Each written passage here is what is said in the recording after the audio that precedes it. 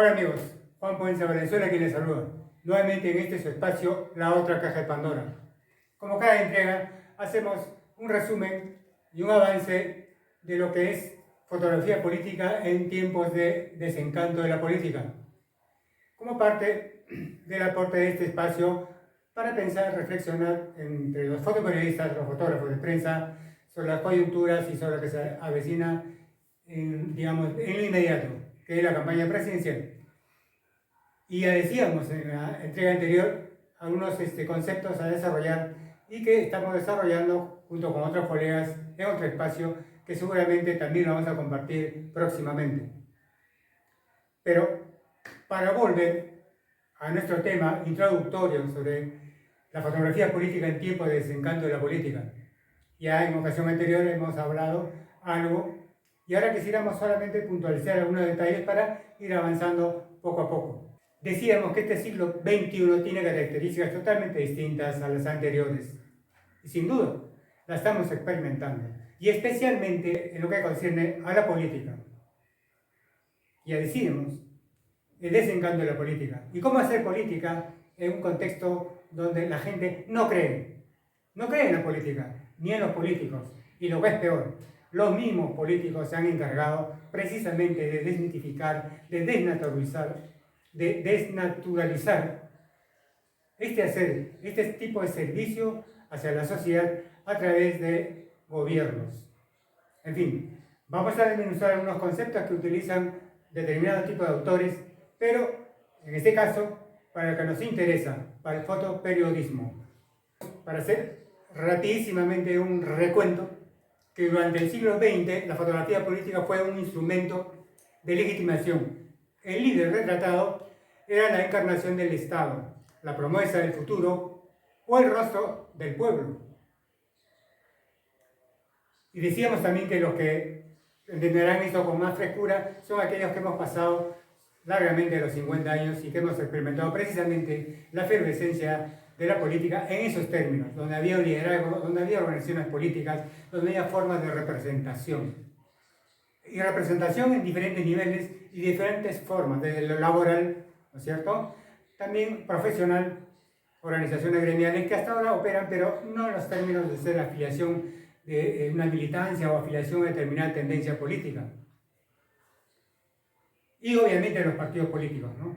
Que hoy en día, si bien es cierto, existen, pero carecen de esa mística, de esa ideología, de esa utopía, vamos a decir, emancipatoria. En ese tiempo, en las décadas anteriores o el siglo pasado, básicamente impulsada por los conceptos que muchos hoy en esos días llaman ideologizados, politizados, que no era otra cosa desde el marxismo, por ejemplo, esa utopía de promesa emancipatoria, ¿no? de diferentes formas de lucha política para precisamente acercarse a la forma de gobierno, desde donde ejecutar esos planes de gobierno en beneficio de sus militantes, no, en beneficio del país.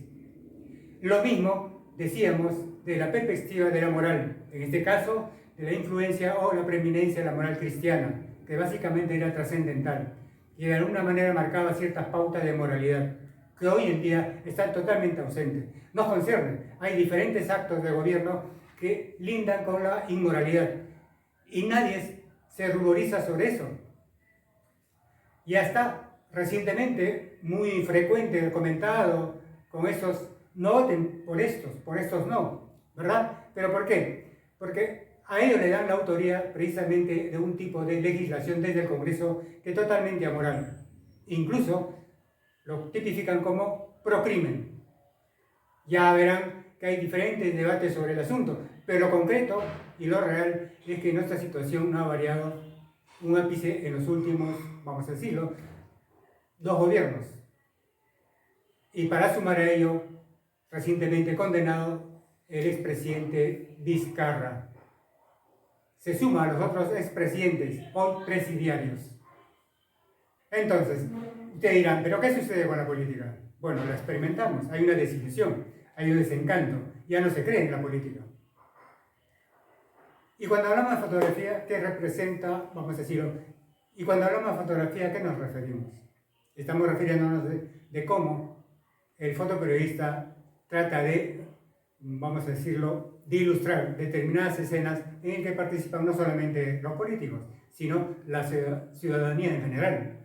Llámese las manifestaciones, las formas de esas manifestaciones y las formas fundamentalmente de participación, que difiere sustancialmente de décadas anteriores, como lo hemos advertido en la última entrega. Es decir, ya estos movimientos, estos desplazamientos, estas manifestaciones no están detrás de un liderazgo. Todo lo contrario, literalmente es un autoconvocados y no hay, digamos, un liderazgo abiertamente desembosado que se atribuya la capacidad de movilizar a los jóvenes o a la sociedad en sí. Dicen autoconvocados, y efectivamente es una de las características de estas épocas. Para seguir, continuamos precisamente con avance de conceptos y desarrollar algunos de los aspectos de esos conceptos que conciernen al fotoperiodismo desde la perspectiva de fotografía política. Pero hoy, en sociedades, vamos a decirlo, saturadas de imágenes, como lo que nos pasa en estos tiempos, o sea, para nadie es novedad que cada sector social, cada redes sociales están saturadas de imágenes. Y desde esa perspectiva, las mismas imágenes dejan de ser literalmente de sentido de comunicación, ¿no? Vamos de frente, vamos a decirlo, a lo que nos interesa continuar desarrollando. Y diremos, pero hoy, en sociedades saturadas de imágenes y marcadas por la desconfianza y la crisis de confianza, digamos, institucional, decíamos, la fotografía política se enfrenta a una paradoja. ¿Cuál es? Precisamente en este tipo de coyuntura, en una crisis, ya no puede representar lo político como creencia. Porque precisamente los políticos han sido los encargados de pulverizar ese espesor simbólico de la política. La imagen del político se desliza entonces hacia lo performativo, es pura. En esta situación, los analistas, los teóricos, acuerdan, casi todos, que entonces hay que decir que la imagen del político se desliza hacia lo performativo.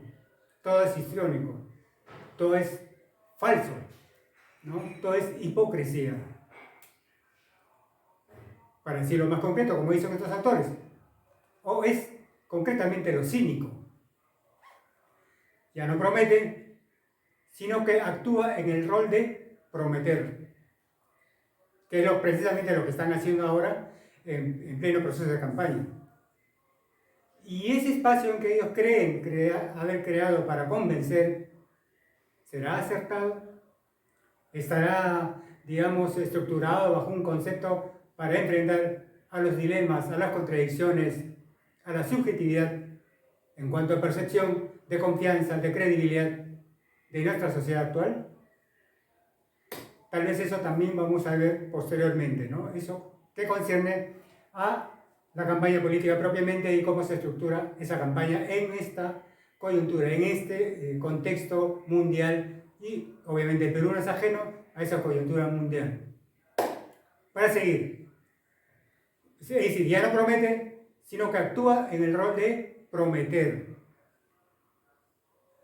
en un espacio donde la ciudadanía mira con ironía, con desconfianza o simplemente con fatiga. Están cansados de este tipo de actitud, de este tipo de políticos. Ya decíamos, han sido ellos mismos los que se han encargado precisamente al desnaturalizar el significado tan valioso que es en realidad la política y tan necesaria para una sociedad institucionalizada. En ese sentido, entonces, ¿qué cosa muestra la fotografía política? ¿O cuál es la posibilidad del fotoperiodista de poder lograr, de recuperar o de alguna manera reconstruir eso que nosotros llamamos la política en forma de representación?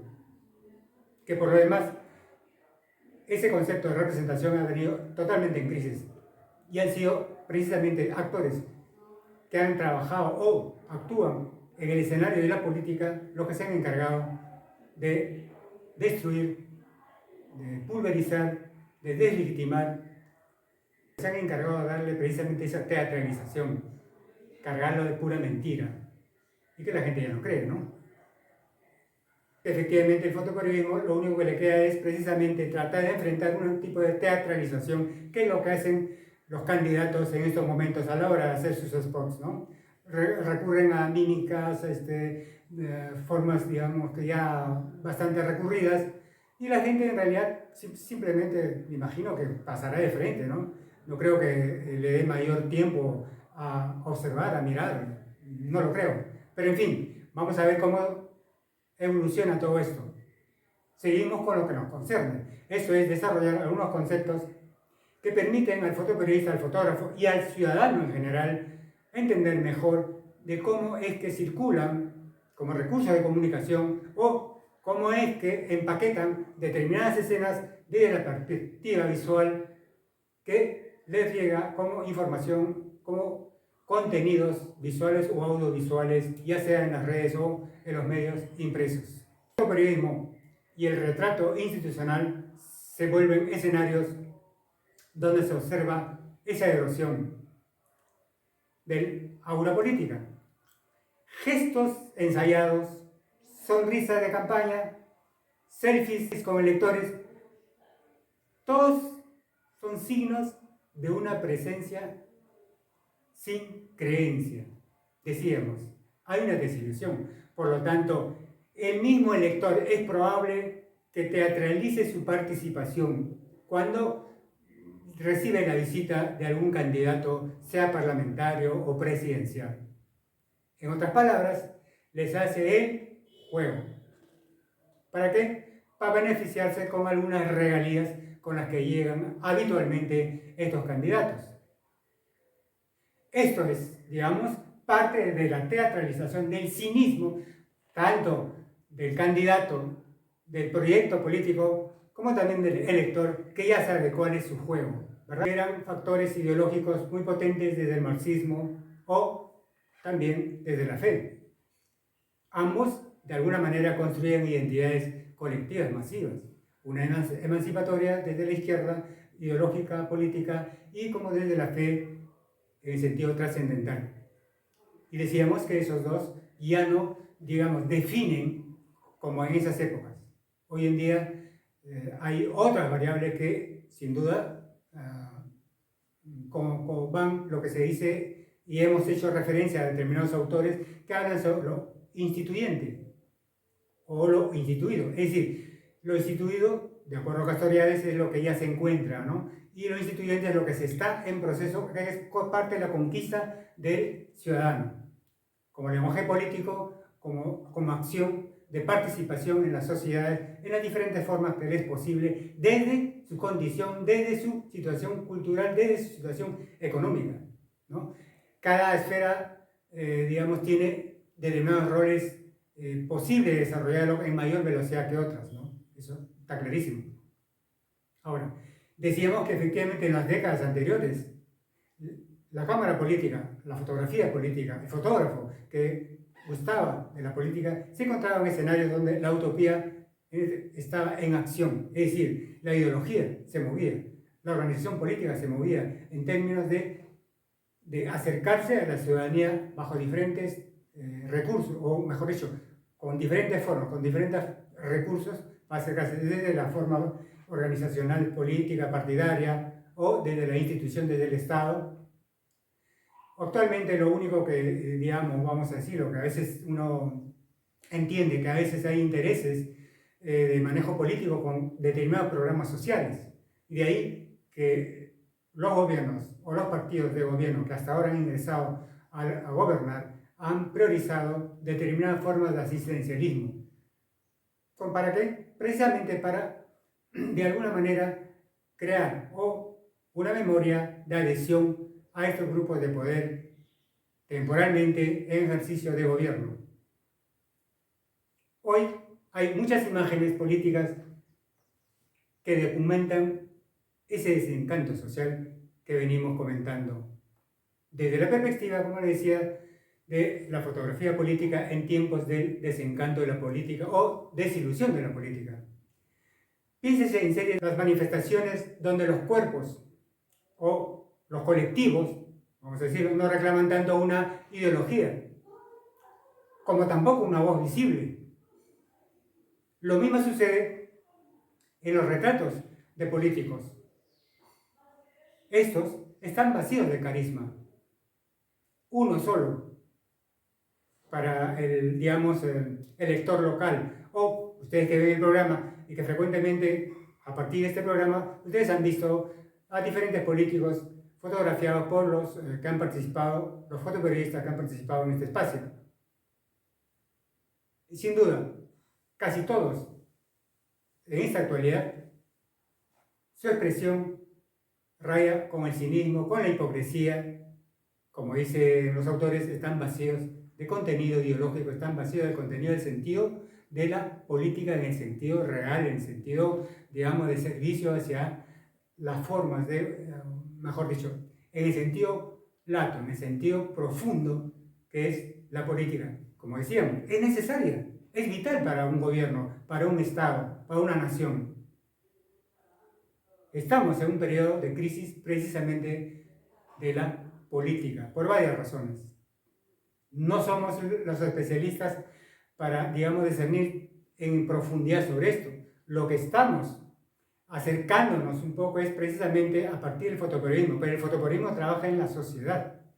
Y en esa medida tratamos de tener instrumentos adecuados para leer precisamente la dinámica de la sociedad, de cómo fluyen, digamos, los poderes y cómo se organizan y cómo se expresan y cómo se desplazan en las calles y cómo es que van generándose intereses y al mismo tiempo se van abriendo espacios de diálogo o espacios democráticos. Hay que ver de qué estamos hablando o de qué están hablando los candidatos. En este caso, estamos hablando sobre el desencanto de la política, precisamente, ya decíamos, por la forma y la actitud de estos políticos que son todos literalmente una desilusión. ¿Y por qué? Algunos aspectos aquí te lo estamos reseñando, precisamente porque ellos, de acuerdo a este último concepto, carecen en realidad de un contenido político real. Por el contrario, están llenos de hipocresía, están vacíos de moral, están vacíos de la fe, están vacíos de la propia política. ¿Cuáles son los límites entonces de la fotografía política en términos de, digamos, primero, trabajo de campo y segundo, la investigación? En este caso, hay más de un autor que habla, entonces podríamos estar hablando sobre la fotografía post, donde lo que se captura no es el poder, sino su ausencia, o, lo que es peor, su desgaste simbólico. Vamos como referencia a algunos ejemplos contemporáneos. Las fotos de manifestaciones donde estos son literalmente anónimos, donde los rostros colectivos sustituyen precisamente al líder. No necesitan al líder. Recuerden ustedes la convocatoria de la generación Z. ¿Algún líder? Ha habido conferencias, sí, pero no es que haya un abanderado, vamos a decirlo, ¿no? Un líder, uno que responda. No, la respuesta es en su movilización masiva, ¿no? Sin necesidad de estar detrás de una cabeza visible. Eso nos pone como un ejemplo inmediato, cotidiano casi, porque ha habido en diferentes momentos estas marchas y todas han sido sin duda anónimas. Anónimas por ausencia de un líder, pero no anónimas en el sentido de falta de participación o que no haya habido participación masiva de diferentes grupos sociales, desde estudiantes hasta trabajadores y la ciudadanía civil en general. También podemos referirnos a la fotografía documental, donde se observa el abandono del espacio público. Plazas vacías, carteles caídos, propaganda deteriorada. Ese tipo de material fotográfico por lo general ha sido trabajado por fotógrafos y han sido, digamos, no han encontrado en términos de, digamos, de muestra o con un cuerpo de visión de esa perspectiva de agotamiento de la política, de este desencanto, a partir de estos espacios abandonados, los carteles derruidos y en realidad también abandonados, ¿no? Sino, este tipo de trabajos de carácter documental ha encontrado espacio en las galerías, ¿no? Ha habido varias galerías en que se ha hecho ciertas recopilaciones, no solamente en Lima, en Perú, también en otros países, expresando o recopilando o documentando experiencias de esas localidades.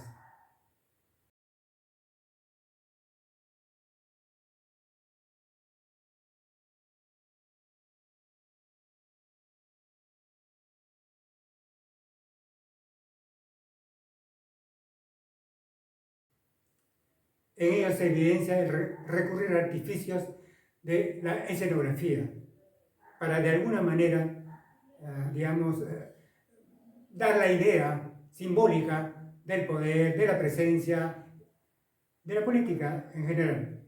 Esto es, ustedes habrán visto al ministro, al ejecutivo, con la banderita ahí, ¿no? Y él posando con cierta posición de seguridad, el escritorio, poses y con una adecuada iluminación para darnos esa atmósfera de político, de intelectual, de sensación de empoderado, ¿no? De esa manera intentan construir autoridad donde ya no hay tal autoridad. O en todo caso, además, que si ya no hay tal autoridad, lo que es peor, ya nadie cree en ello. Creo que eso es lo más grave, a lo que ha tocado fondo esta coyuntura. Ya nadie cree en el político, ya nadie cree en la política. Qué difícil para el que es honesto en hacer política, en estos tiempos, precisamente aventurarse a hacer política. Todas las imágenes que hemos referenciado no apelan al entusiasmo de la política, sino a la reflexión melancólica, que es muy grave, ¿no? Hay una añoranza del pasado, que también es muy grave, porque eso obstaculiza la posibilidad de admitir o buscar nuevas visiones. No solamente, si se quiere, en síntesis, la fotografía se convierte en archivo de una pérdida. Y lo que es más grave, sin memoria. Y parte del trabajo del fotógrafo es precisamente lograr en estos tiempos difíciles una fotografía que piense, una fotografía que nos dé una permanencia de idea de lo que nos pasa. Eso es memoria, latente, y que en cualquier momento se active, ya sea en una marcha, ya sea en una idea. Pero esa es parte de la tarea del fotoperiodista, leer mejor las entrelíneas, las coyunturas, a los personajes, detrás de las sombras, o no porque esté suficientemente iluminado, quiere decir que es suficientemente honesto, ¿no? Tal vez sea un recurso, como decíamos, para crear una escenografía, para seguir en la fantasía, en la mentira, en la hipocresía, en la teatralización cínica.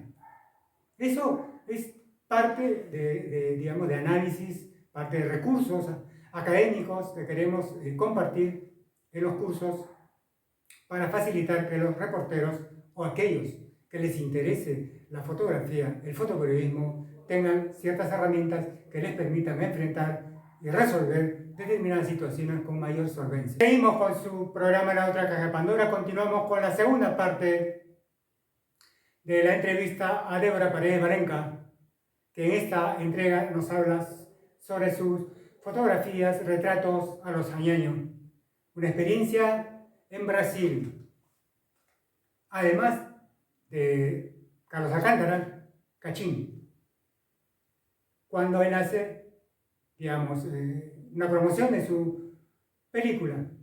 Ella, obviamente, saliendo, digamos, de la faceta de cómico a actor serio de cine.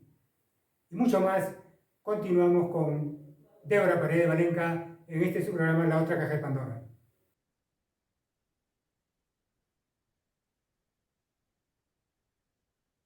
Débora, contabas la historia de un premiazo de esto. ¿Cómo fue eso? O sea, mandan, pues, ¿no? Los músicos, todo, mandan sus hijos y todo. Y en esa emisión del Grammy Latino, cuando anunciaron que este disco de Lo que sana, el empaque, había quedado como nominados. Fuimos nominados al premio al Grammy Latino por empaque, diseño de empaque. Entonces yo me colo, obviamente, porque el Giovanni, el diseñador, o sea, ¿sabes cuando un buen diseñador, cuando agarra tus fotos y las usa, no las recorta ni las corta? Ya, Giovanni hizo eso. Entonces, todo el disco de Lucho era totalmente las fotos, ¿no? Y esta es la portada del disco. Entonces, claro, decía combi ahí, ¿no? Y pucha, fue súper bacán porque fue un proyecto bien bonito hecho y Lucho al toque me llamó y todo.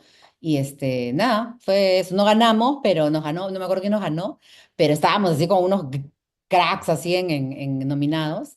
Pero nada, fue súper feliz el momento, ¿no? Saber que estábamos nominados. Fue monstruo, monstruo, de verdad. Ese Luchito. Pero esa foto ya es una foto editorial, es hecha para la revista Cosas. Nos fuimos hasta, no sabes qué ciudad de Cusco, Dios mío. Esta ya es otra sesión que hice con Lucho, en estudio. Ese Luchito, lo máximo. Débora, Con ahora, Lucho, sí, dime. estas tres fotos son contemporáneas o en diferentes momentos. Diferentes momentos, como tienen como, no sé, algunas diferencias de un año, año y medio, 2 años, tal vez, entre cada una, ¿no? Mm. Primero fue la editorial, porque ahí conocí a Lucho más. Y de ahí él me llamó para el disco y luego me llama, después de un año, no sé, me llama para esta foto que hicimos en estudio, específicamente porque necesitaba fotos un poco más, digamos, donde se le viera más pro, porque era, no sé, tipo cuando se va a dar conferencias en el mundo o algo así, y él necesitaba una foto más profesional, digamos, que se le viera más. Entonces hicimos esta foto, ¿no? Ahora, Me encanta, se ve tan fuerte. vamos a ver una de tus producciones de bodas. Ahora, busquemos en el archivo. Se llama Diana y Donny Jauja, algo de Diana y Donny Jauja, algo así. Porque te mandé dos, pero uno es de una preboda en Huánuco y la otra es una postproducción, una boda en Jauja, que fue así épica. A compartir, vámonos a Jauja, vámonos con los jaujinos.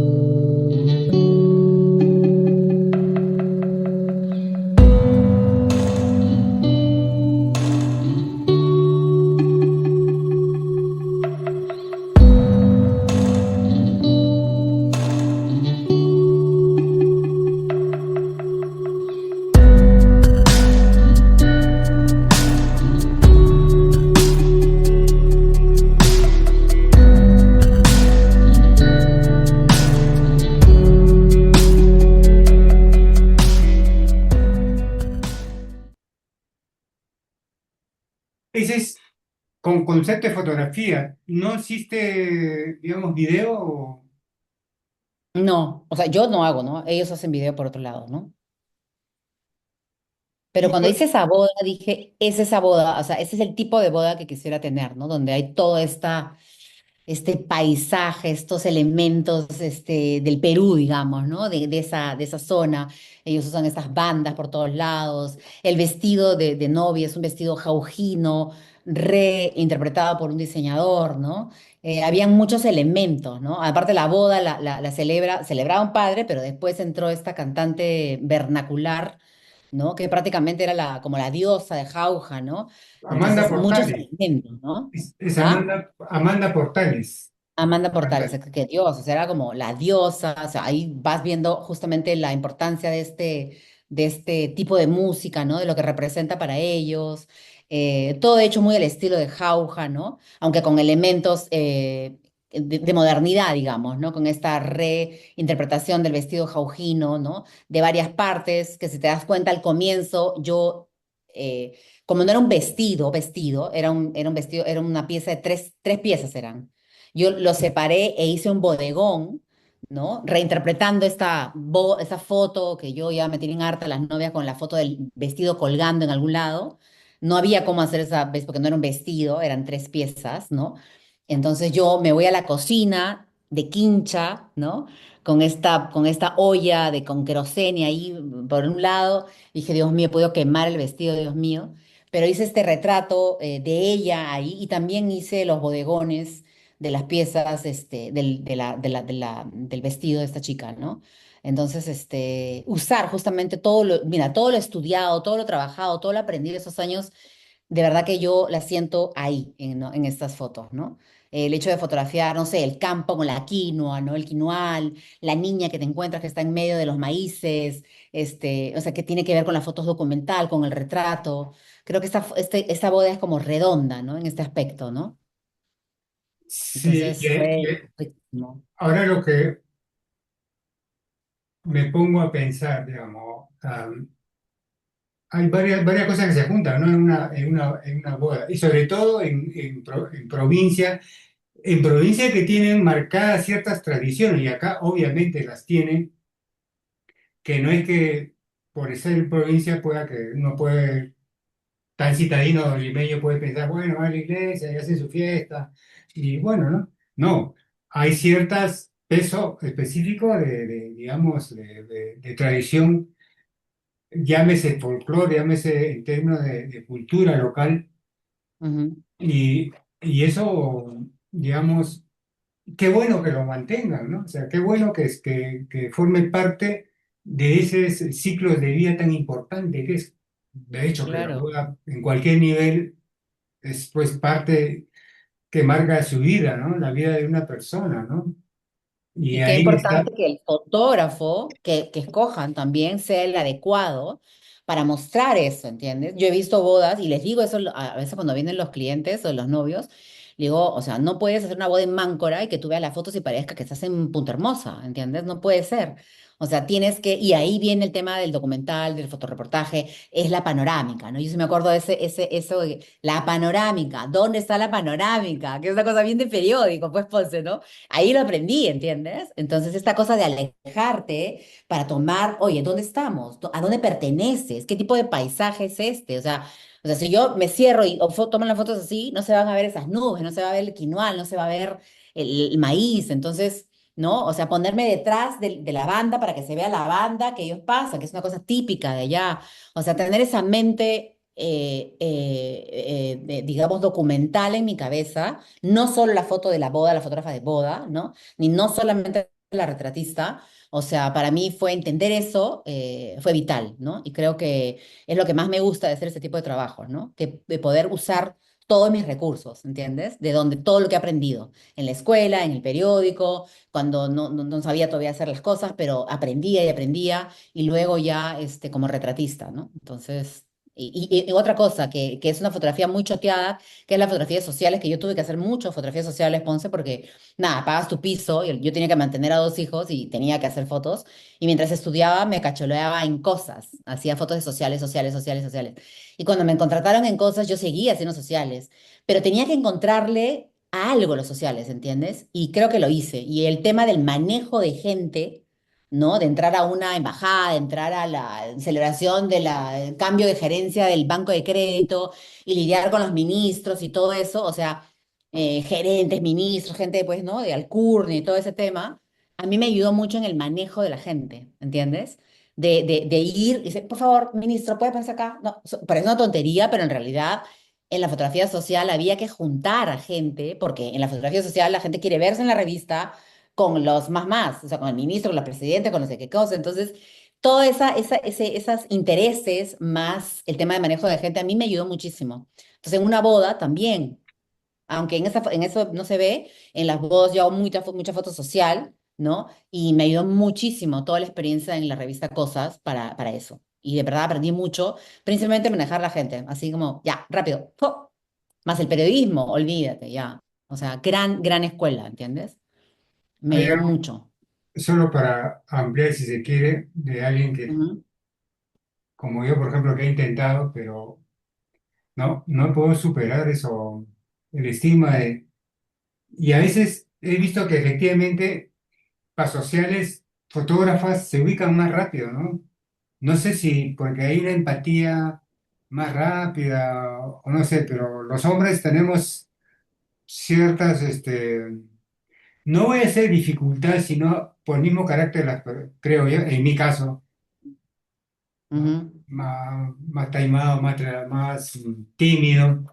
Imagínate atreverte a pasar el umbral con personas que no sabes que a veces tienen diferentes caracteres. Además, interrumpir a veces momentos de diálogo que están tertuliando y necesitas armar la foto porque te dicen, no, ellos son el grupo, qué sé yo, ¿no? Y están conversando, ¿no? Están amenamente en una tertulia, ¿no? Y de ahí juntarlos para hacer esa pose, ¿no?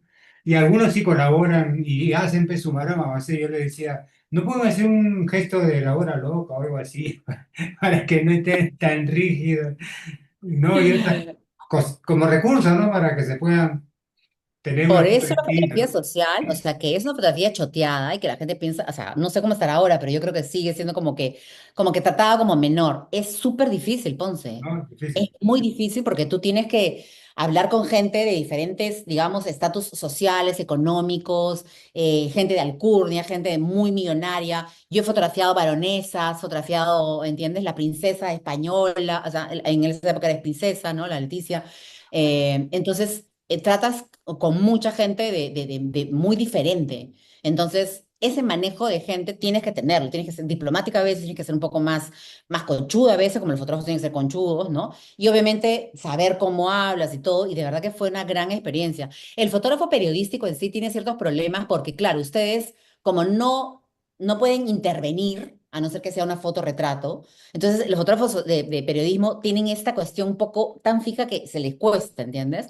Pero cuando uno pasa esa valla, porque claro, entiendo que mi trabajo ya no es el periodístico si no estoy acá como sociales, si no hago lo que tengo que hacer y aporto además, porque tengo que llevar fotos interesantes para mi revista social o mi página social, entonces estoy frita. Y yo tenía que hacerlo sí o sí, ¿me entiendes? Pero tenía que buscarle también el tema. Y lo importante fue que después yo me encontraba con estas personas en sesiones que a mí me contrataban y me encontraba con el embajador, me encontraba con no sé quién.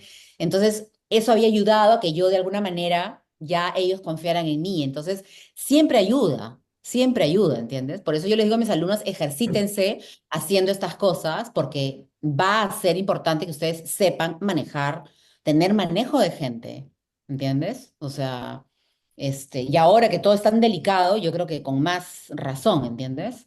Entonces, a mí me ayudó mucho y de verdad que fue una gran escuela. Seguimos viendo material fotográfico de Débora, está muy interesante. Además, las elecciones de cada toma. Yeah. Sí, porque a veces la gente no sabe la dificultad que tiene el fotógrafo para ver, digamos, para lograr lo que posteriormente tienen la oportunidad de verlo, ¿no? No saben lo que hay por detrás, ¿no? Sí, sí, sí. No, esa es la revista Hola, me acuerdo. Diana Kirchner conmigo ahí, linda. Y para eso Diana se le ocurrió, oye, hay que llevar un vidrio porque quiero que pinte. Y yo le dije, ya, monstruo. El tema ahí fue iluminar, ¿no? Porque sabes que el vidrio va a rebotar, no sé qué. Entonces, ah, Dios. Entonces fue todo un tema porque ya era medio de noche y no sé qué, pero creo que logramos una foto simpática, ¿no? Ramiro con la hija María, Ramiro John, el pintor, su hija María y su hijito, que no me acuerdo si se llama Sebastián o algo por ahí, que ahora es altísimo el chiquito, qué bestia. No, Muy está, interesante. está logrado. Abajo, el Digo, chiquitito está ahí. Oh, Ricardo Blume. Ricardo Blume. Ricardo, Mira, Ricardo Blum, el actor, Claro.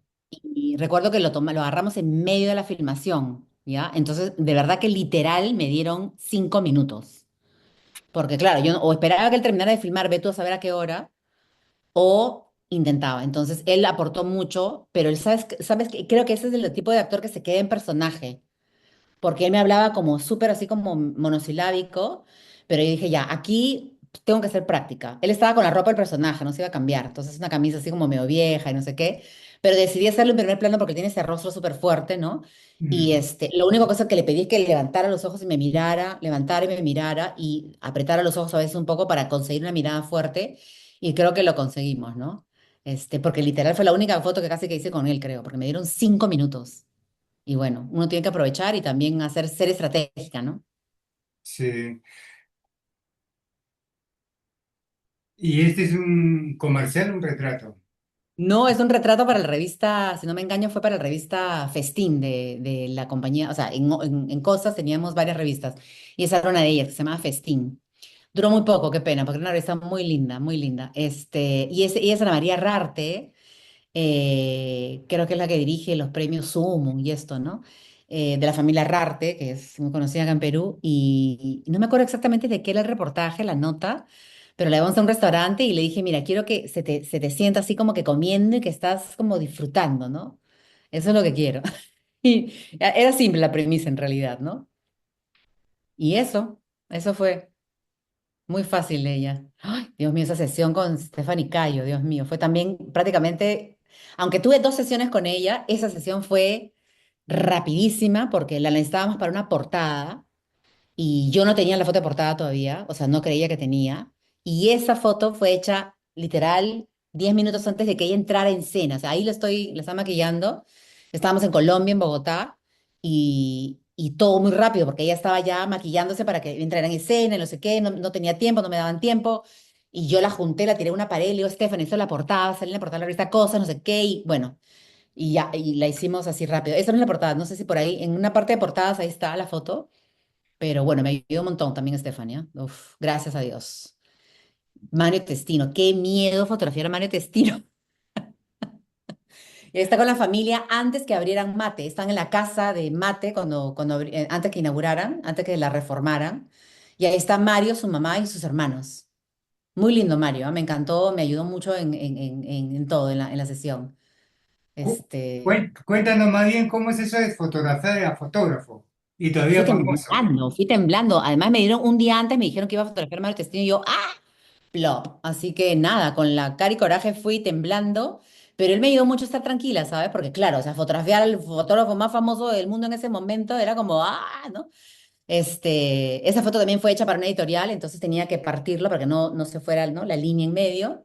Y los arreglé y me acuerdo que Mario me dijo, tienes buen ojo para la composición, algo así me dijo, ¿no? Porque los ubiqué de tal manera que estuvieran cómodos, la mamá sentada, porque la mamá pues es súper viejita, ¿no? Me dijo eso. Y ya luego le tomé otras fotos y Mario me ayudó bastante porque me dijo, no, tienes varios manejos, no todos los fotógrafos saben, ¿no? Ordenar, componer rápidamente, me dijo. Y yo fui temblando, pero se me fue pasando la tembladera conforme fue pasando la sesión. Y luego Mario llamó a varios fotógrafos o sea, los fotógrafos que le habían gustado, que le habían hecho fotos, él llamó para la inauguración de Mate, para cubrir. Y yo fui una de ellas, gracias a esta sesión. Fue muy chévere eso también. Así que tuve mucha experiencia con Mario. Viendo la foto me hace pensar en fotos habituales de revistas españolas, británicas, ¿no? Que son más Sí, o menos bien así, como ¿no? clásica en realidad, pero también, claro, o sea, cómo ubicas a esa gente, ¿no? Ubicarlas pensando siempre en lo editorial para que si va de 2 páginas este partido y no caiga en nadie en medio, ¿no? No había un trabajo de producción en cuanto a la ropa, ellos estaban tal cual, vestidos naturalmente, entonces yo tenía que elevarla un poco ya que ellos no están ni glamorosos ni nada, ¿no? Están como naturales, ¿no? Tranquilamente vestidos y todo, entonces... Pero la idea es que salieran bien, porque Mario es un fotógrafo que trabaja con el glamour, ¿no? Sí, Entonces yo no bueno, puedo ponerlo pues tan simplón, ¿no? Digamos, de alguna manera. Entonces, sí, creo que está bien, es una foto correcta y, ¿no? Bien, sí, ¿no? sí, Nada más. sí. Ay, qué linda. Es una sesión de fotos con Vanessa Siragusa, la chef. Ella, en verdad es una sesión privada, ¿no? Que ella me pidió que le fotografiara. Este, y ya casi al final, este perrito estaba por ahí, para acá y para allá. Y dije, no, el perro tiene que salir. Así que vamos a tirarnos al piso porque son esos perros que son chatos. Entonces ella alta y el perro chato. Dije, no, a ver. Y ella obviamente tenía intimidad con el perro, ¿no? Y muy graciosa la foto, ¿no? Me parece, es al mismo tiempo que es bonita porque ella está sensual, bonita, o sea, es un sensual delicado, ¿no? En su departamento que tiene una luz increíble, ¿no? Me gusta trabajar con contraluces a mí también. Y el perro, pues, con su cara típica de perro, ese perro ñato, no me acuerdo cuál es la raza exactamente, ¿no? Pero bueno, Está buenísimo. Ahora empezamos a ver tu material editorial, que son las portadas. claro, Luego vamos a ver una de las portadas y el despliegue de cómo se manejan, digamos, el manejo de contenido de una revista y el despliegue claro, del tema, ¿no? En este caso de exacto. la portada. Cuéntanos, ¿cómo fue esta de la Ese es el portada? especial que te dije de los directores, ¿no? Ujú. Y teníamos, mira, ahí hay 5 y más allá habían otros, pero no sé si fue doble portada, esa no recuerdo, bueno, en fin. Y en verdad, mira, esa foto fue hecha con los 4 que están a la derecha, que es Ricardo Maldonado, el director de A Su Madre, Bruno Ascenso, esta chica, Lombardi, y el de acá, y no me acuerdo el nombre, me olvidé, el de Contracorriente, el director. Pero Salvador Solar en ese momento no estaba, o sea, no pudimos hacer la sesión con Salvador. Salvador llegó al día siguiente porque venía de Colombia, entonces yo le guardé un espacio, la iluminación la tuve que setear exactamente para el día siguiente, fotografiar a Salvador y colocarlo ya en postproducción, lo colocaron ahí a Salvador de Solar, ¿no? Fue el reto de esa foto además, ¿no? De que teníamos, eran como 8, ¿no? Y Salvador no estaba, o sea, hemos tenido que colocarlo después, ¿no? Pero fue justamente el año donde digo que se hizo mucho cine, comenzó el cine peruano a explotar, no me acuerdo cuántos años atrás fue, pero bueno, eso, muy simpáticos los directores también.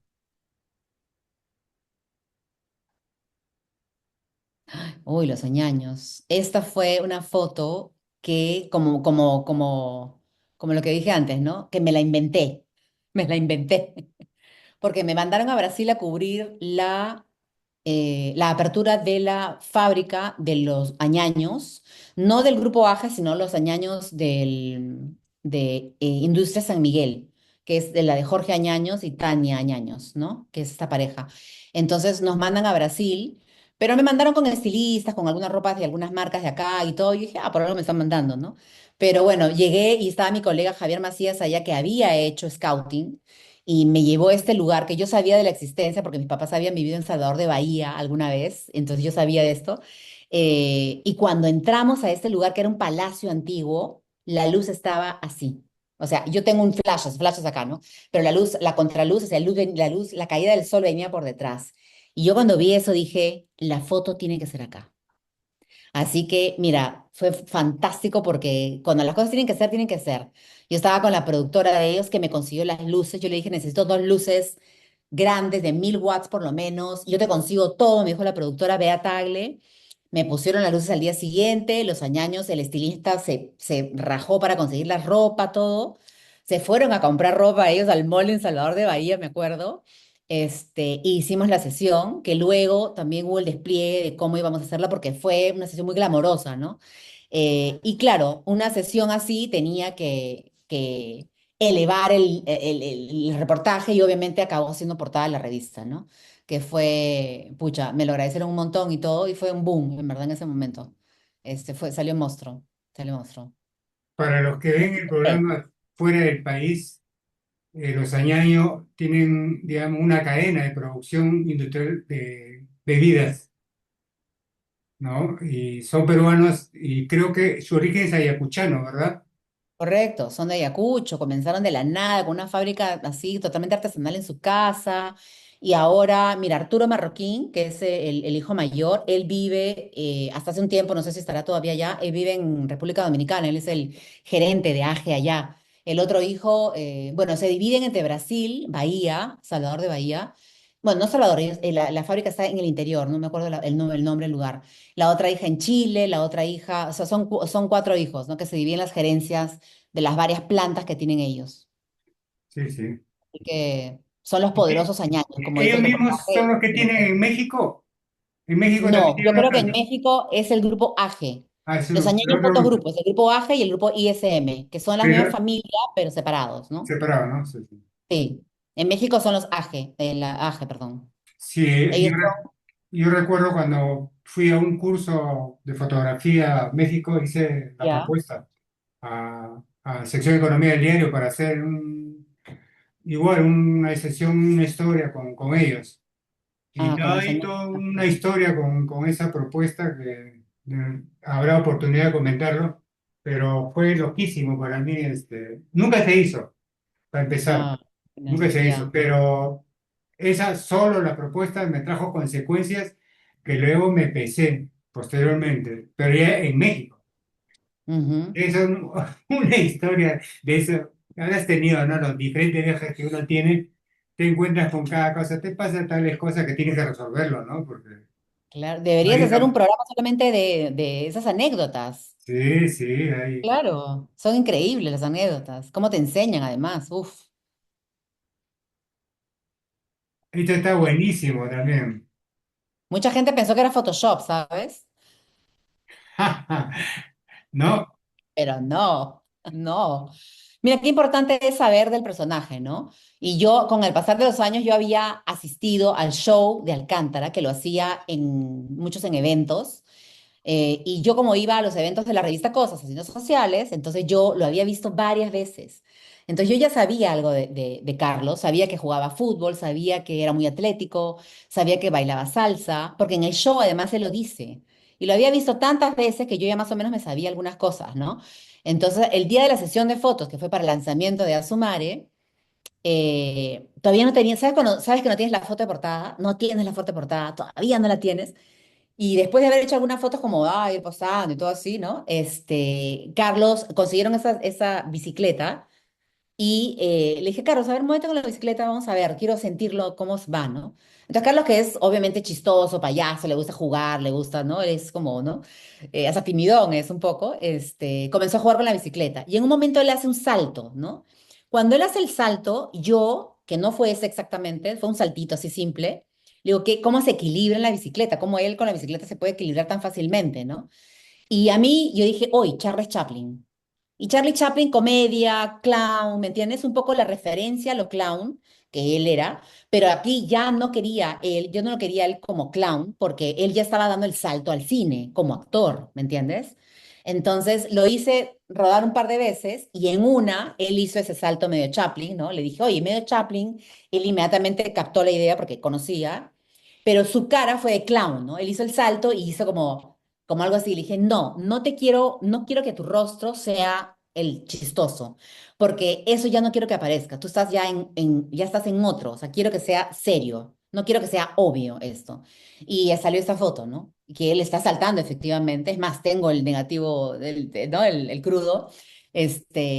Y ya pues, o sea, y ya, era la portada, ¿me entiendes? Aparte, ¿cómo es, no? Como uno da el nombre, o sea, el redactor ya dijo, ya, salto al cine, inmediatamente, ¿no? Eso es lo que jala el titular, ¿no? Un fotógrafo también aporta con estas cosas, ¿no? Y nada, fue monstruo, fue genial. Son las referencias que uno tiene siempre en la cabeza que tiene que, eso, ¿no? Creer, lo que dijimos al comienzo, ¿no? Sí, sí. Cree en el impulso, ¿no? Cree en lo que te dice tu cerebro, lo que te hace recordar inmediatamente, ¿no? Muy graciosa esta foto. Hoy esta foto, tiene toda una anécdota, te cuento. Mira, esta foto ya había sido hecha, ¿ya? Pero no sé exactamente qué problema había habido. Y me dijeron para ir a tomarla de nuevo. Así fue, así comenzó todo. Entonces yo solamente tenía que hacer la foto de portada, que era esta foto con un fondo blanco, porque tenían que calarla, porque iban a hacer este montaje. Eso sí es un montaje con es una langosta, ¿no? Sí, pues, ¿no? La Este, langosta. ¿Perdón? Langostino, ¿no? No, porque es ¿Qué gigante, ¿no? cosa Es de lo una que tiene en la mano? Claro, ya. Bueno, Y, ya. y necesitaban la foto de portada nada más. Entonces era una sesión más o menos, bueno, no tan grande porque no es nada interior, no sé qué, en fin. Pero para conseguir una cita con este hombre fue un drama. Y después de 20 días me dieron una cita de 20 minutos, Ponce, para hacer una foto de portada en la revista. Me muero. Fui preparadísima con el asistente, que era mi hijo en ese momento, ¿me acuerdo? Pusimos el fondo, puse las luces, reventé atrás, medí todo, fotómetro, pa, pupa. todo seteado perfecto porque necesitaba esa distancia, todo seteado. Y después de tarde, entra tarde él, estábamos en RPP, porque en ese momento Raúl Vargas era el director de RPP, y el hombre entra furioso por la puerta, no me saluda, entra hecho un locón así, molesto, ¿no? ¡Ah! ¡Ah! Así, ¿no? Y yo, Dios mío, qué trauma.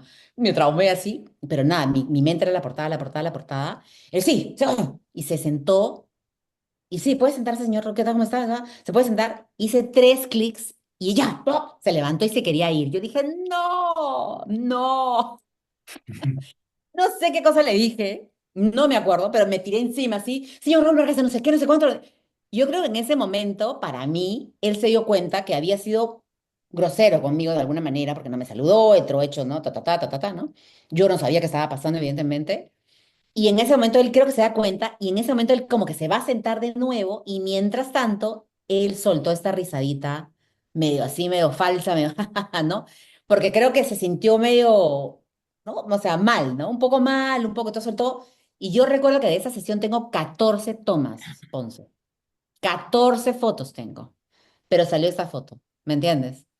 Y claro, después yo pasaron los días, no sé exactamente, y me explicaron que él había habido una coyuntura política en ese momento, había habido un chongazo en Palacio de Gobierno y él estaba furioso por no sé qué detalle, no me acuerdo. Y claro, pues, o sea, el hombre está así, el Perú se está yendo abajo y tiene una sesión de fotos con la señorita Débora que quiere fregándola ahí para hacer la foto, ¿no?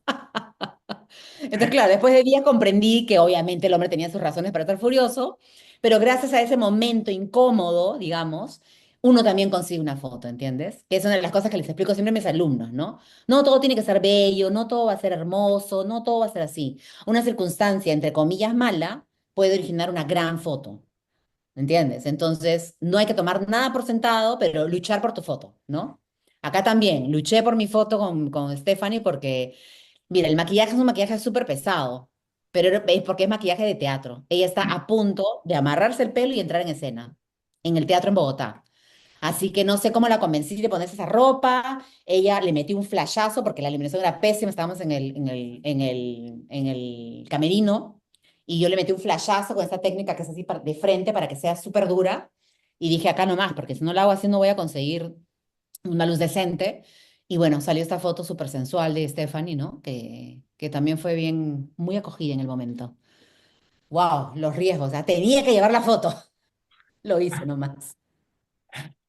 Ahora vamos a ver el despliegue, Ok, digamos, de manejo de contenido para una publicación. En este caso, cosas y los personajes son los añadidos que ya vimos en la portada, esa misma portada, pero ahora vamos a ver el despliegue que has hecho y cuéntanos eso, los conceptos y las oportunidades y cómo es que manejaste la situación, ¿no?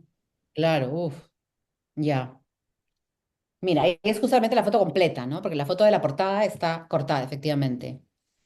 Este, esa es la foto que te digo nuevamente. Esa foto está hecha para que en el medio no haya nadie para que puedan ponerlo a doble página, que fue lo que pasó efectivamente, ¿no?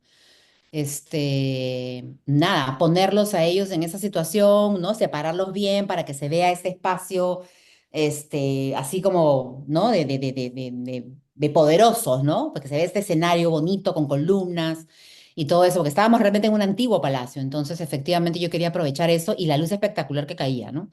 Lo más difícil fue el señor Jorge pararlo así. Eso fue lo que más me demoró, imagínate. Porque él es bien tímido, el señor Jorge. Es súper lindo, súper buena onda, pero súper tímido. Y nada, eso. Entonces ahí comenzó la foto. Y ya luego separarlos a ellos en parejas, ¿no? Ahí como ves, estamos en el palacio mismo, se ven las columnas, ¿no? Ponerlos allá más cerca en un medio plano, también hay que jugar con eso, ¿no? Tener un planos amplios, abiertos, panorámicas, todo eso. Ya esta foto de la derecha es un otro día, porque le dije, oye, estamos en Salvador de Bahía, en Brasil, tiene que aparecer la playa, ¿me entiendes? Entonces nos fuimos a la casa de playa, no me acuerdo de quién era la casa de playa, esta es la casa de playa, pero ya en otra foto se ve la playa, no, no aquí. A mí no me interesaba la fábrica, porque era la conferencia de prensa y no sé qué, y le digo, no, no, no me interesa la fábrica, me interesa la familia plantándose como los poderosos que han conseguido salir de Ayacucho y ahora estar conquistando el mundo con su fábrica de gaseosas, ¿entiendes? Eso es lo que yo quería reflejar finalmente cuando vi. vi cómo era el palacio, todo tenía que estar a ese nivel, digamos, ¿no? Y encajar en la historia, ¿no? Que todo encajara en esa historia. Aparte, teníamos ropa de empresas, de marcas conocidas acá y todo. En la foto de la izquierda, como ves el palacio que era, y ese es el jardín ¿no? Que está ahí. Una foto muy Vogue, ¿no? Muy de revista Vogue, así. En mi momento me acuerdo que me acordé de eso, ¿no? Y la foto de la derecha están las mellizas, que bueno, tengo esa foto, había otra, pero yo no entraba, porque si ves el fondo, están las construcciones del Salvador de Bahía del Pelourinho, que es un espacio histórico en Salvador, donde están estas, si ves las piedras del piso, me acuerdo que los zapatos que llevamos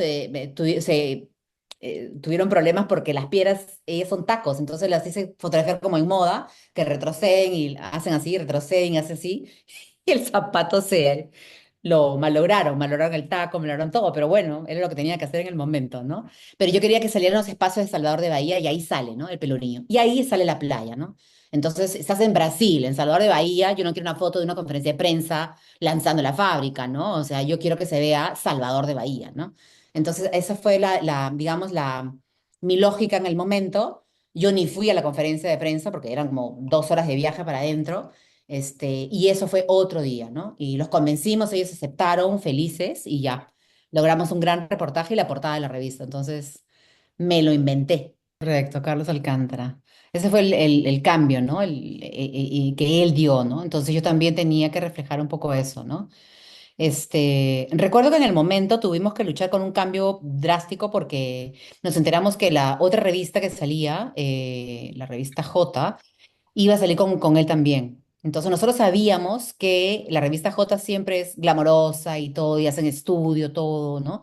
Entonces, los especiales de portada principalmente, entonces cambié la estrategia, ¿no? Entonces yo les di esta idea, ¿no? Le digo, oye, es un pata de barrio, pero no tiene que estar con glamour en el espacio. El espacio físico puede justamente llevarnos a esta cosa más sensorial en relación a donde él ha vivido, los colores, el feeling, ¿no? No exactamente llevarlo a donde él ha vivido, sino los colores y esto. Y aunque acá estamos en una locación que a mí me hacía acordar a esos espacios de Mirones, donde él había vivido. Mirones creo que era, ¿no? Entonces, estas paredes, estos colores, ¿no? Son esos colores, pues, de estas casas de Mirones, de Breña, de La Victoria, ¿me entiendes? Entonces, por eso los llevé a esta locación, que en realidad estamos en Barranco, pero en un huequito ahí que me encontré y lo llevamos ahí. Y me hicieron caso y me encantó eso, ¿no?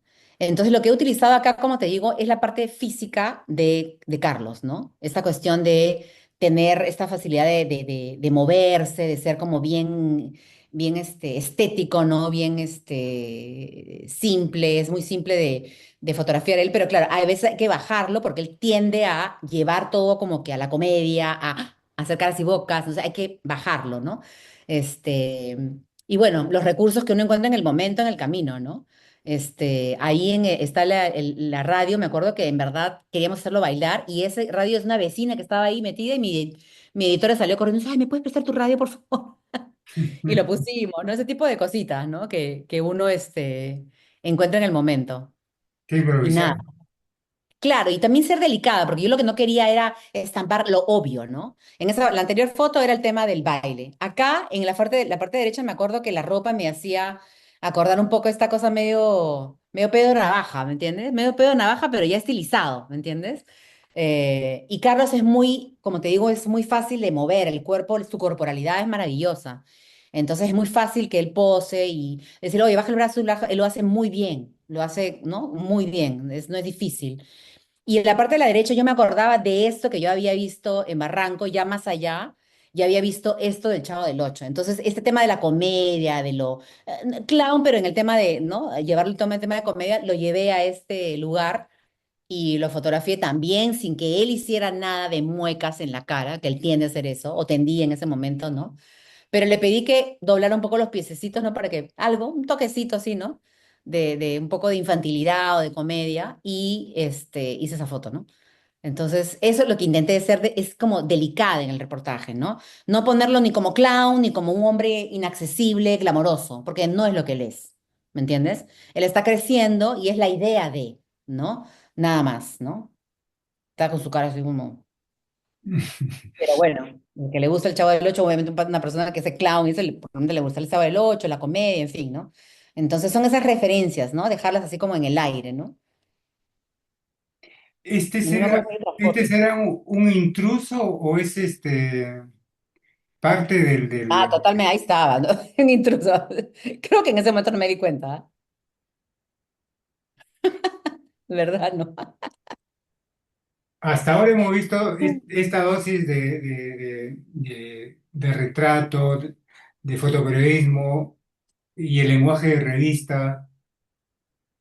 Y ahora vamos a ver tu apuesta como ensayo que has puesto y Ujú. háblanos un poco mientras vamos buscando el archivito.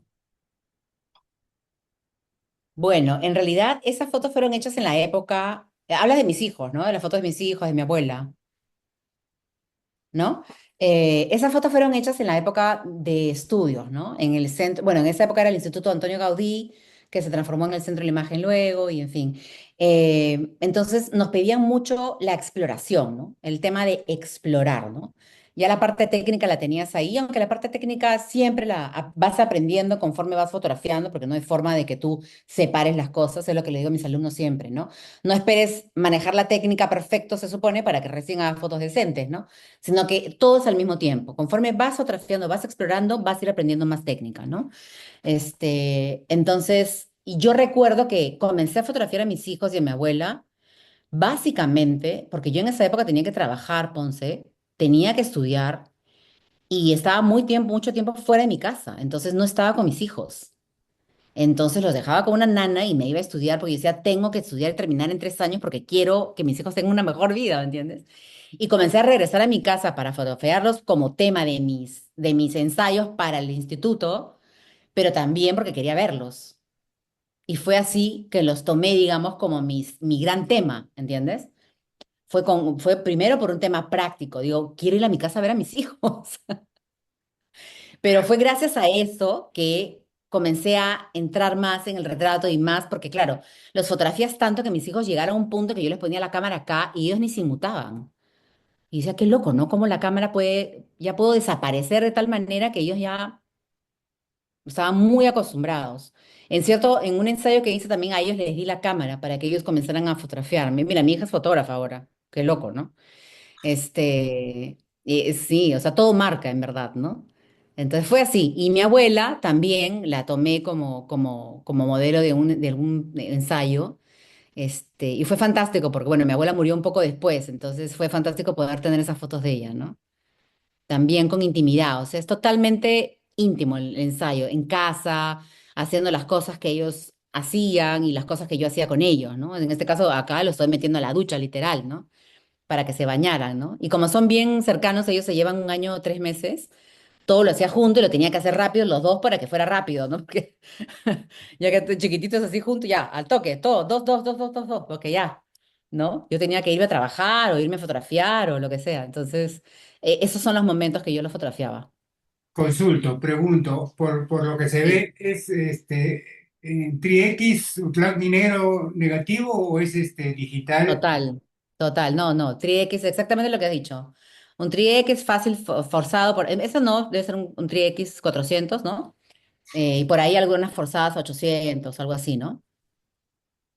Pero sí, ¿cómo lo notas, Ponce? Se nota, fotógrafo analógico. Qué lindo el tri-X, ¿no? Ah, Pero mira, a mis hijos los usé para todos los cursos. O sea, el anterior creo que es el primer ensayo que hicimos en primer ciclo, que era en blanco y negro, bla, bla, bla. Este ensayo es de tercer ciclo, cuando comenzamos a hacer color, que tú tenías que hacer tus fotos y revelar. No, los rollos los mandábamos revelar, yo los revelaba en el instituto, porque yo era laboratorista del instituto también, de color. Y luego teníamos que pasarlas en la ampliadora, al laboratorio de color, les pasábamos a papel, ¿no? Entonces yo también he hecho ese trabajo. Entonces, eso. Ese es el ensayo de primer siglo también, mis hijos ahí jugando con el talco del cuarto. ¡Ay, qué lindos! Imagínate. ¿y eso Esta foto, yo cuántos esta años, foto, cuántos años después? mira, hay una foto donde ellos están también así juntos, ¿ya? Que después la vas a ver seguro, pero esa foto es, digamos, una un recuerdo de esa otra foto que hice cuando ellos eran chiquititos. Entonces, ahí tendrán mis hijos menos de 20 años, 20 y 19, algo así. Y yo había hecho esta foto anterior cuando ellos tenían 3 y 4 años. Entonces repliqué un poco la foto años después, ¿no? Y nuevamente la intimidad de ellos como hermanos, ¿no? De estar cerca, de poder abrazarse y todo, era lo que yo quería en esa foto. Ojalá se pueda pasar la otra foto. Bueno, por ahí va a aparecer seguro. La repliqué, claro, casi 10 12 años después. Ay, mira. Esa foto me da mucha ternura porque mis hijos se sentaban juntitos para todos lados con sus zapatillitas y se sentaban en una silla juntos. En una silla se juntaban los dos así. No sé cómo hacían. Estás viendo televisión, ¿verdad? O me Sí, parece. sí, sí, sí, se ve en televisión. ¿Y es televisión blanco y negro o color? Porque No, veo creo que ya era antena. color, era una color, pero viejísima. Ya, claro, porque veo la antena antigua. Claro, sí, claro, era viejísima. Ya Pero, en esa época era vieja, ya. no para que la vean completa. Claro. Claro, la antena, pues claro. Mira, mira, mira los detalles que tú observas, ¿no? Qué loco.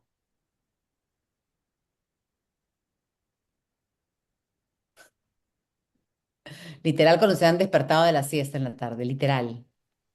Y mi hijo se despertaba de un humor de perros, siempre, siempre. Si lo despertaban, peor todavía. Mi hija es exactamente eso que ves ahí. Tiene un carácter así, no te digo que feo, pero tiene, o sea, personalidad en realidad. Hasta así chiquitita y en la panza era así, locazo. Sí, se Yo veo esa nota. foto y digo, se Sí, nota, sí, ¿no? Siempre la gente me ha sí. dicho, "Ah, bueno". En la foto inicial que están los dos hermanos, medio cuerpo, se nota su carácter, ¿no? Sí, y mira, hay un detalle ahí, mira. Hay un detalle. Si te das cuenta, el pantalón le queda enorme. Sí, sí. Era tan misia en esa época, Ponce, que yo dejaba toda mi plata para comprar mis películas, todo. Entonces, la ropa que yo tenía a veces era heredada de una amiga. O yo las compraba grandes y las doblaba y las iba estirando porque no podía comprar pantalones a cada rato, ¿entiendes? Por eso. Hasta que crezcan. Ay, ay, ay. Esta es la ¿Puedo misma creer? foto con otra presentación, ¿verdad? Ah, sí, sí, sí, perdón, te las copié, perdóname, sí. Ahí está, pues, la bisabuela de ellos, que era mi abuela brasileña, que al final vino a vivir acá con nosotros. Y mis hijos. Eso ya es un ensayo de otra, creo que de retrato, efectivamente, ya para tercer, cuarto ciclo, una cosa así. Cuando te digo, yo metí a mi familia en todos lados, así, fotografía. Este es formato medio, con una mamilla. Sí, eso, revelado por mí, todo hecho por mí, la copia, todo. Pregunto, Sí, esta foto es vertical. ¿Hiciste horizontal esto? creo que no, no me acuerdo, la verdad. Mm. No me Lo acuerdo. ¿Por qué, decía ah? porque lo estoy pensando en horizontal y compararlo, ¿no? Ah, ya, ya, Cuánto ya. emocionalmente el encuadre determina, digamos, las tensiones internas y te narran, ¿no? O sea, no lo que estás viendo, sino lo que te transmite, lo que sientes, ¿no? Simbólicamente, ¿no? Claro, claro, claro. Ah, interesante lo que has dicho. Mira, oh, mi abuela. Mi abuela siempre se despertaba tempranazo, tomaba su primer desayuno y luego volvía a su cama y dormía. Entonces ahí si te das cuenta son cuarto para las 7 recién. Sí. Y ella, Sí, sigue, dime. sigue. Ah, no, ella detestaba que la fotografía pues así en pijamas. Mi abuela era recontra perica. Y nada, yo tuve que zurrarme en ella y nada, yo quería el registro de ella en su vida, pues cotidiana, ¿no? Ella odiaba esa foto, pero a mí me encantó. Hacía parte de lo que yo quería fotografiar de ella, ¿no? Para los que están viendo el programa, acá hay varios elementos que sería interesante anotar, porque no solamente es un concepto de composición, sino cómo manejar la composición de determinado tipo de espacio. Y uno podría decir, mira, el 90% es un espacio blanco, Ujú, ¿no? Pero ¿qué tanto suma esos espacios? Cuéntanos más bien ese concepto, tú que eres profesora, solamente lo pongo como un tema, porque es también criticarse o, mejor dicho, cómo sugerir que un vacío aparentemente vacío en la foto también ujú. dice mucho y de repente más de lo que uno puede pensar en palabras, ¿no? Claro. Mira, mi abuela en ese momento estaba viviendo acá y no le gustaba mucho vivir acá porque, claro, ya brasileña, entonces vive en Brasil y sus últimos 10 o 15 años los vivió acá en Perú. Entonces no le gustaba eso decir, ¿no? Porque estaba con la familia, entonces le gustaba eso y todo, ¿no? Entonces eso, pero en esa foto yo la siento a ella como un poco atrapada, ¿entiendes? Justamente porque está arrinconada. De alguna manera, eso para mí es lo que significa esa foto, ¿no? Está en ese rincón justo debajo del reloj, pero el otro es un espacio vacío. Es eso, nomás lo que yo te puedo decir. Y es lo que sentí, que Mm, la rinconé. sí. Algo así. Yo antes, bueno, creo que incluso hasta ahora, un temor, un pánico para dejar espacios tanto sin información, cuando en realidad no es que no tenga información, hay información. Claro. Lo O que sea, tiene pasa que es tener una atreverse, lógica o una sensación, ¿no? claro, atreverse a manejar ese lenguaje en ese nivel, ¿no? Eh, Claro, el tema de los espacios vacíos, yo también te diré que viene mucho de la influencia del teatro, porque el teatro pues es este espacio gigante, alto y todo el rollo, entonces yo no le tengo miedo al espacio vacío, ¿no? Y luego paso al tema editorial en mi vida, y tuve muchos años en tema editorial en la revista principalmente, donde yo dejaba muchos espacios vacíos para la portada, porque tenía que haber cosas encima, para los interiores, para los... Entonces, ese fue un juego finalmente que para mí fue básicamente complementario, ¿no? O sea, cuando entré a la revista, hay gente que entra a las revistas y no podía hacer esas fotos, porque no, en el momento no sabía editar en su mente, ¿no? O componer, perdón, y se rayaba y no podía. Y cuando haces fotografía editorial, tienes que fotografiar para una revista, para un libro, para un esto, ¿entiendes? Entonces, para mí fue prácticamente un paseo, ¿no? Y uso mucho, incluso ahora que ya no hago editorial, digamos, puedo decirlo como que es un vicio de dejar espacios, pero al mismo tiempo esos espacios para mí, hablan, dicen algo, empujan, te dejan justamente vacíos, que es lo que yo quiero que aparezca en la foto, ¿no? Etcétera. Entonces yo no tengo miedo de esos espacios vacíos, con lógica, obviamente, ¿no? sí, además, en un proceso de edición narrativa, de ser una historia, también puede ser un puente para la siguiente secuencia, ¿no?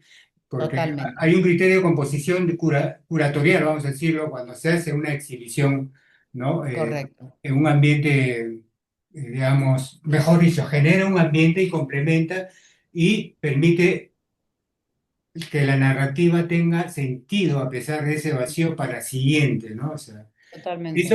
eso es interesante cuando uno es estudiante, vamos a decirle fotografía, cosa que como yo no estudié fotografía, esa la fui aprendiendo, obviamente, no solamente haciéndolo, sino, obviamente, leer y autoeducarse si se quiere, pero son cosas que a veces hay desde mi desde mi experiencia, ¿no?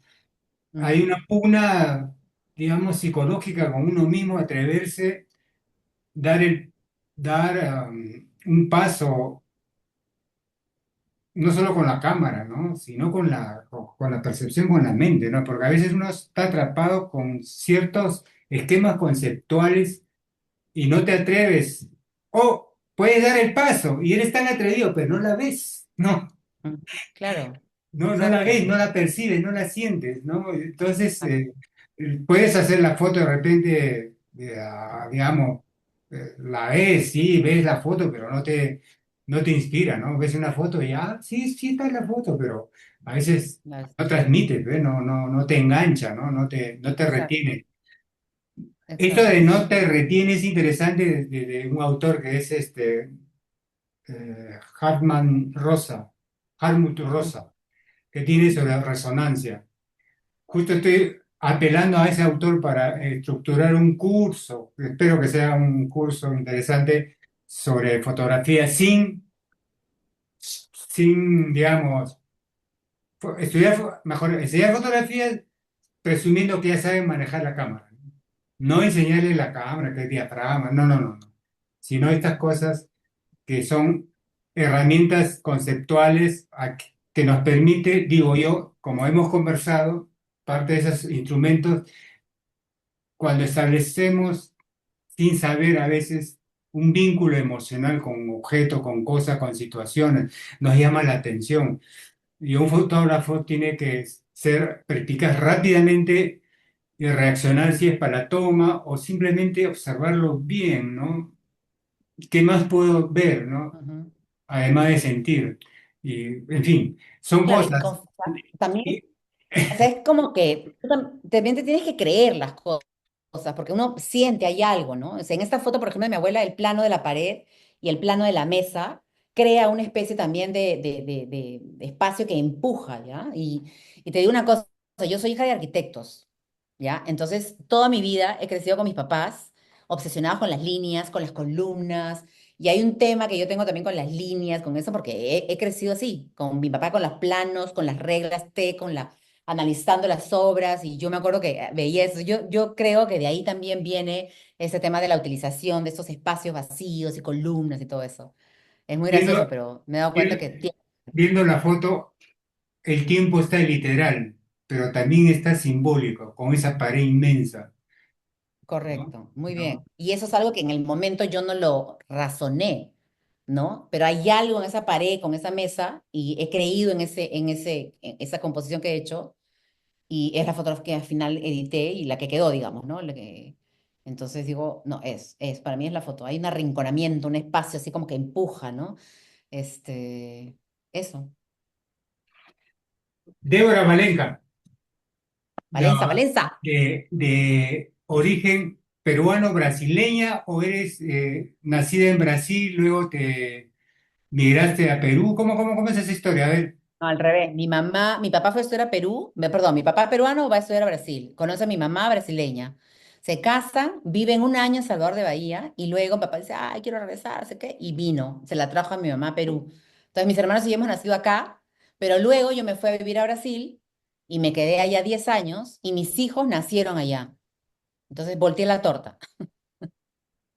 devolviste Entonces la yo me siento, historia. en verdad, me siento peruano-brasileña, literal, así como que tengo los dos lados muy, esa cosa que tengo así en mi carácter, es muy brasileño, ¿no? Y tengo cosas peruanas, ¿no? Definitivamente, o sea, Hemos visto tu total. faceta de fotógrafa, pero hemos dicho al principio que también haces, si no locución, sino, cómo se llama? ¿Cómo es eso de hacer o prestar la voz o hacer teatro con la voz? Cuéntanos, ¿cómo algún, digamos, los temas que te han parecido muy locos, ya sean tipo comercial o haber relatado detrás del micro? Y me imagino que uno hace lo que tú acabas de decir al principio, dijiste, de alguna forma has hecho teatro y de alguna forma la vida es un teatro, ¿no? No, es un teatro, en que somos no Es una- actores, sino somos, ¿cómo se dice? Como te decía al principio, uno se desdobla cuántas veces, ¿no? Y uno tiene que aprender a cumplir roles, pero otra cosa son roles para cumplir una función, digamos, comercial, en fin, institucional, lo que fuera. En ese sentido, ¿cómo es tu Ujú. experiencia de locución y cuéntanos las anécdotas que ha marcado? Mira, como te digo, comencé con la locución comercial porque un profesor que fue Alberto Isola, que fue el que me dijo, cuando entré a su curso acá, me dijo, tu voz da para locución. Yo no sabía. Y eso es raro porque como que ven un talento en ti que tú no te has dado cuenta, ¿entiendes? Entonces lo comencé a explorar sin darme cuenta, sin saber exactamente. Hasta que vi mi primer comercial literal de una marca de champú, de esto, en la televisión. Y ahí dije, Dios, mi voz es así, ¿no? ¿Cómo puedo usar la voz para más, ¿no? Entonces, bueno, finalmente acabé haciendo radio también. Entonces en la locución también he hecho locución radial que me encantó, ¿no? Me encantó. Yo decía, ¿por qué los locutores son tan exagerados cuando hablan en la radio, ¿no? Pero ya después me di cuenta por qué, porque tú en la radio no te están viendo, ¿no? Como no te están viendo, tú tienes que transmitir todo a través de la voz. Eso era Entonces, yo si antes. estoy sentada en una cabina hablando, o sea, yo voy a estar así, ¿es cuánto? Porque en realidad tengo que transmitir con la voz, pero si estoy hablando así, no me va a salir, ¿entiendes? Entonces, es muy interesante cómo tú puedes transmitir a través solamente de tu voz muchas cosas, ¿no? ponerte feeling, ponerte graciosa, o sea, es muy, muy simpático. Y es muy gracioso como la gente también se aferra. Cuando yo tenía mi programa en Telestéreo, la gente llamaba por teléfono y quería hablar conmigo porque quería escucharme. Qué loco.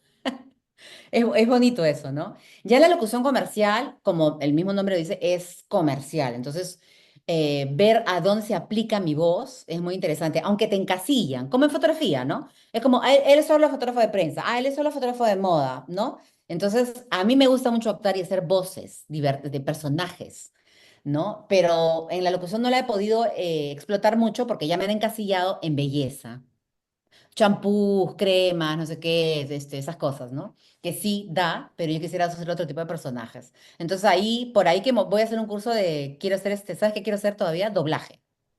He hecho doblaje de comerciales, pero quiero hacer doblaje, no sé, de lo que sea, de lo que sea, de una novela, no me importa, pero quiero hacer doblaje. Entonces, y luego la voz también la quiero usar para cuando yo haga reels o videos o cosas de mi trabajo, o en algún momento pensé hacerlo de las bodas, es un poco utilizar mi voz para hablar de la experiencia que fue la boda, o en mi trabajo fotográfico hablar de lo que fue también y utilizar un poco la voz, ¿no? Que es un proyecto que tengo que todavía no lo he hecho. Entonces, todo está enganchado, ¿no? Todo está enganchado.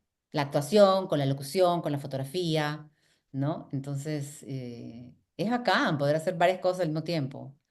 Principalmente porque yo me aburro muy rápido, Ponce. Si no me gusta mucho lo que estoy haciendo, me voy a aburrir. Así que mejor hacer varias cosas. Débora, oye, te agradezco la paciencia. Ya casi medianoche, tu gato ya está durmiendo, está ronroneando. Esta ha sido, Quiere comer, pero esta ha sido una conversa con Débora que es multidisciplinar no sí. solamente fotógrafa, ahora va a realizarse como actriz y ha hecho locución. Estoy trabajando como actriz en comerciales de televisión, pero quién sabe a dónde voy a llegar. Ah, sí, sí, sí.